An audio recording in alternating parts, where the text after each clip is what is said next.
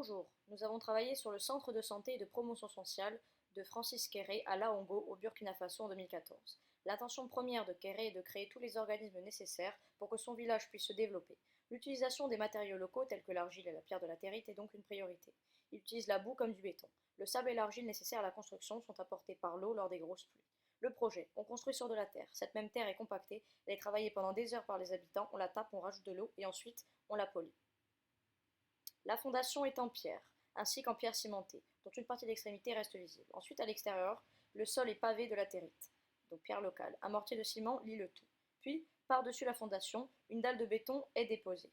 Le sol intérieur se compose d'une dalle de béton plus mince qu'on vient recouvrir de carrelage. Au-dessus de cette dalle, Kéré développe un système de double pot pour les murs. Des briques BTC, briques de terre comprimées, sont utilisées à l'intérieur.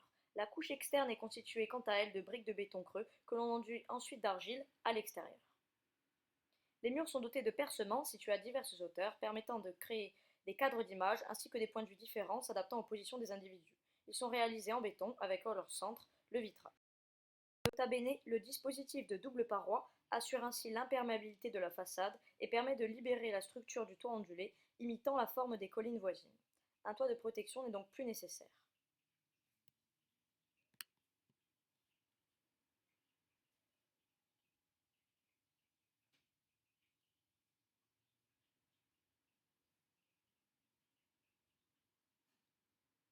Enfin, une poutre en béton armé vient soutenir le toit.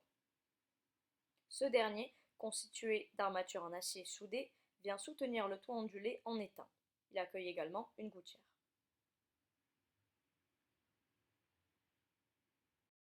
Le plafond, à l'intérieur, est tapissé d'une tôle ondulée suspendue.